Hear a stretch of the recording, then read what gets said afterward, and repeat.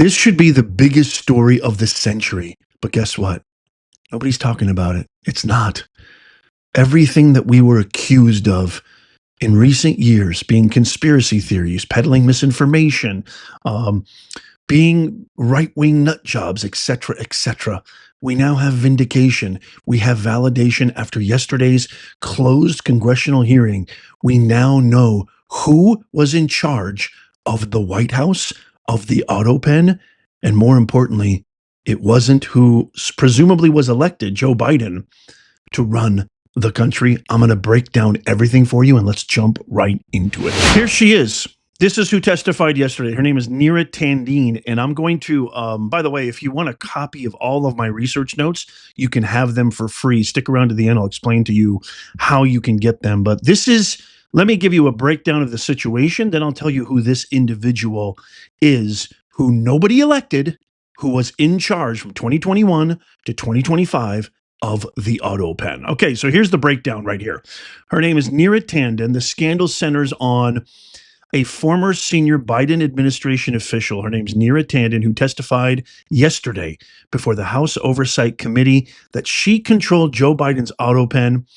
If you don't know what that is, if you're new to the game, you've been living under a rock for the past, 6 years. It's a mechanical device replicating signatures. It's nothing new, but what happened in the Biden administration was far more egregious than we could have ever imagined. So she controlled this AutoPen for signing executive orders from October 2021 to May 2023.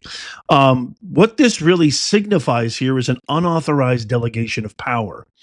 This is what she admitted in the Oversight Committee. Tanden admitted to overseeing the AutoPen, including directing its use and in some cases, signing Biden's name on executive orders and laws. This raises concerns, I'd say a lot more than just concerns, about an unelected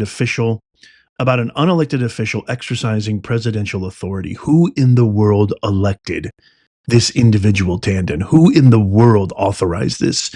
Who in the world was running our country, which has seen some of the most egregious DEI woke, anti-American, treasonous policies we've ever seen since its founding? So here's an example: the signing of Executive Order 14019, March 7th, 2021, which expanded voter registration, may have occurred under her oversight, fueling allegations of partisan manipulation. Think Tom Homan, think the border crisis, think these pamphlets that were being handed out. Hey, come on over to America. Just make sure you vote Democrat. I'm going to go through all that. Lack of transparency. The process was conducted behind closed doors, with Tanden asserting she acted under authorization, but not clarifying who granted it. The opacity noted in reports from the Washington Examiner has led to accusations of a, quote, shadow administration, end quote. This makes Nixon's Watergate look like a drop in the pond. Potential legal violations. Critics, including the Heritage Foundation, argue that delegating signature authority to an unelected aide may violate the Constitution, which vests executive power in the President Heritage Foundation. The lack of clear legal framework for AutoPen use amplifies this concern. Conflict of interest. Tanden's prior role at the Center of American Progress, CAP, involved designing policies funneling federal funds to NGOs, some of which benefited from orders she signed. Gee, you think? Here's the timeline of the scandal: October 2021 to May 2023. Tanden served as staff secretary and senior advisor overseeing the AutoPen during this period. Nobody elected her. No American citizen appointed her. This was all an inside job done by, God knows, the Soros, Biden, crime syndicate, Obama, Holly weirdo cabal. June 24th, 2025, she testifies, that's yesterday, before Congress. Everything's been kind of overshadowed or sort of put on the back burner because of Israel, Iran, and a lot of people, not really myself, because I like to base things on evidence, but a lot of people think that that was kind of a wag the dog, look this way, let us do this kind of situation. I'd love to get your thoughts on that. Let's talk about has this happened before, and then I'll tell you who this Tanden is. The use of AutoPens is not new, okay, because I want to give this a fair sort of panoramic scope. But Tanden's extensive oversight as an unelected official marks a significant departure from historical practice. Extremely important.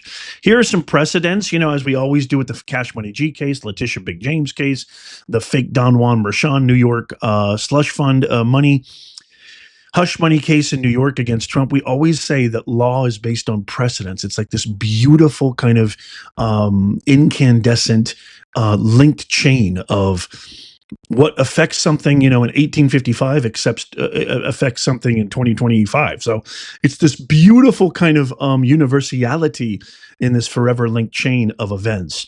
Gerald Ford in the 70s used AutoPens for routine correspondence, like thank you letters, but not for executive orders or laws.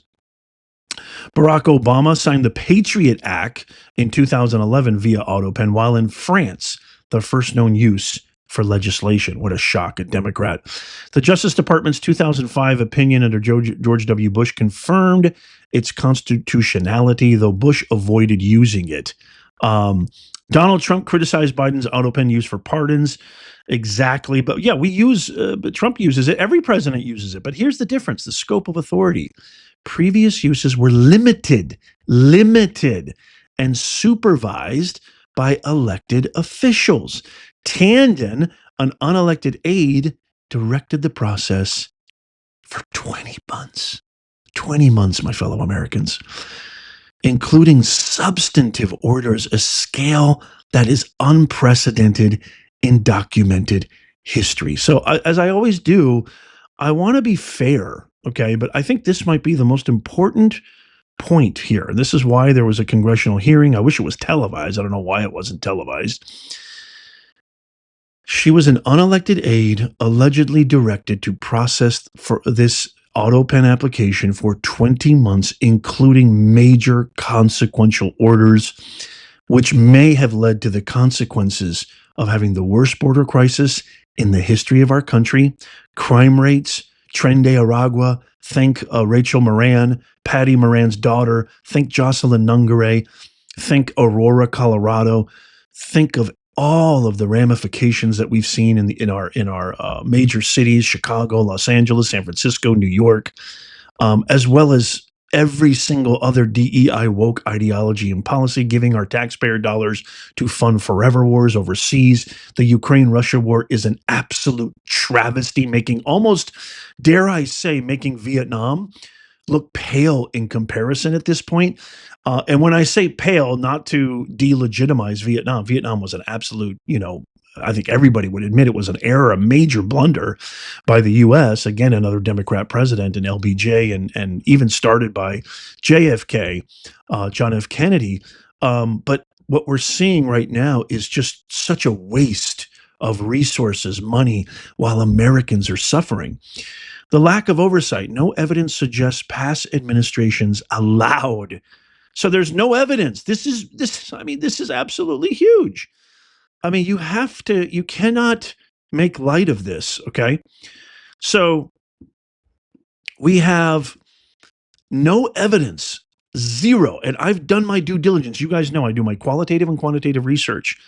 No evidence suggests past administrations allowed an aide to independently manage AutoPen without direct presidential approval. Unlike this situation, Tanden's ambiguous authorization. The partisan allegations are totally valid. The tie to Executive Order 14019 and NGO funding as a conflict of interest angle absent in prior cases. Conclusion: while this isn't a new thing, what happened here is an absolute deviation from constitutionality. That's what it is. Extending beyond routine tasks. I wouldn't even say potentially, I would say definitely shaping policy, making it the most unique scandal in U.S. political history. My friends, my countrymen and women, my global citizen friends, we have so many amazing viewers and audience members here at Nez Nation from New Zealand, Australia, UK, South America, North America, Asia. Love you all. This is the very apex of what I keep saying. Egregious policies yield egregious consequences. Elections matter. Who you vote for matters. Okay, let me give you a breakdown of a couple of really important things, and then I'll tell you how you can get my research here. So, was this due to Biden's mental cognitive decline? I wanted to answer this question, okay? So obviously, there's a lot of evidence that supports, especially given the fact that he pulled out. His debate performance against Donald Trump was a major travesty and disaster. Also, the timing and context. I'm not going to go through every single aspect right here, but this is a question that arose. Why was this, since it was unprecedented, was it due to his incontinence, mental incontinence, if you will, and his cognitive decline? 1 billion%. You look at the Robert Hur investigative report, which definitely asserts in no unclear terms that he was mentally incapable of even going to trial. How in the world was this guy going to run again? How in the world was this guy running the country? He wasn't. So definitely, if you look at it's not proven definitively, the timing and context strongly suggests this. And I have my citations here. Now, who is Neera Tanden? So she's a former Biden aide. She testified yesterday. Okay. We talked about the AutoPen. What is Executive Order 14019? So Executive 14019, which is probably the most consequential legislation that this unelected advisor implemented and signed, excuse me, was issued March 7th, 2021, aimed to promote voter access, directing federal agencies to facilitate registration, especially for marginalized groups. Oh my God. It includes provisions for modernizing voter resources and supporting those in federal custody, and Republicans criticize it as unconstitutional, with allegations of registering non-citizens and inmates lacking confirmed evidence. The order was revoked, thank God, by our commander-in-chief, President Trump. The broader implications of this, alongside global examples like Spain's Pedro Sanchez, this scandal in June 2025 highlights concerns about unelected officials' influence impacting public trust, democratic accountability. It underscores the need for transparency in government actions, particularly regarding voting and elections.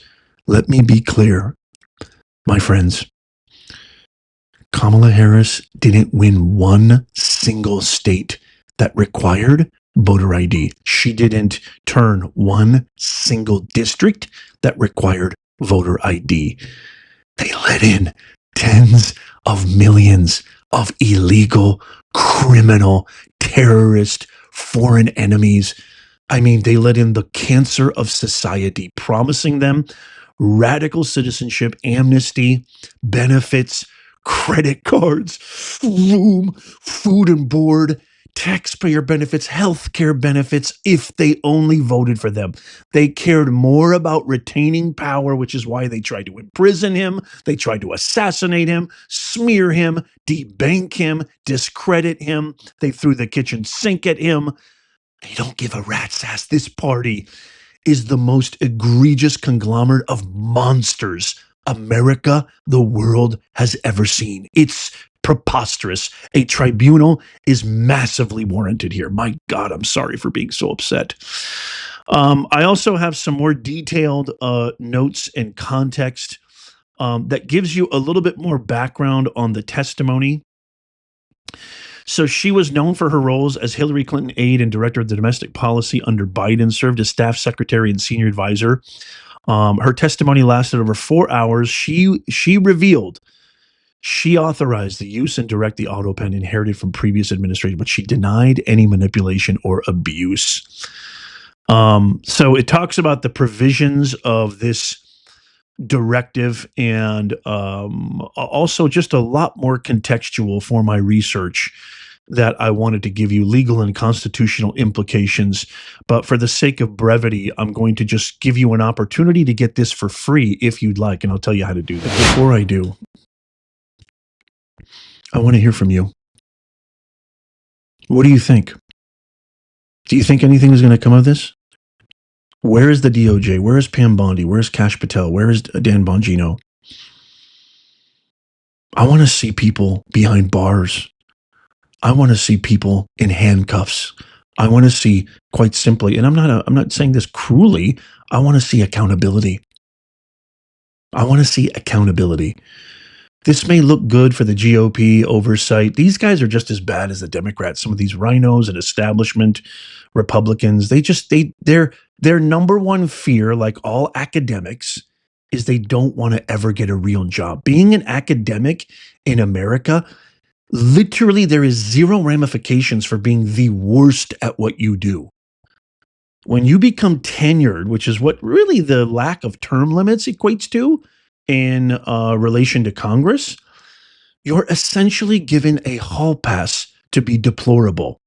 I apologize for using that word, for just being awful at your job. I want to see accountability. I want to see term limits. I want to see these people with their faces plastered all over the media. Nobody's talking about this.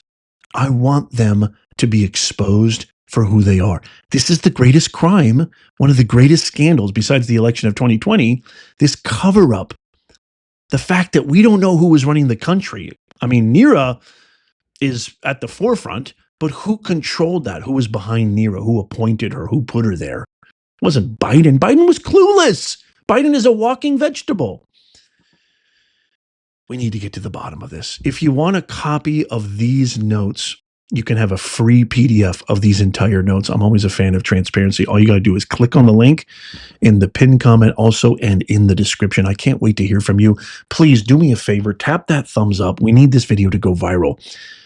We need to educate our American citizens and the global citizens. Tap that thumbs up. It doesn't cost you a thing. You can even do it with the remote control. If you're watching this on TV, it'll only take you a second. It helps us out in a huge way. I really, really appreciate that. Don't forget to check out these videos coming up on the screen right here, just in case you missed it. Tap my face right here to subscribe and follow. It's absolutely free. And as always, may God bless you and may God bless the USA and all who defend her. I'll see you soon.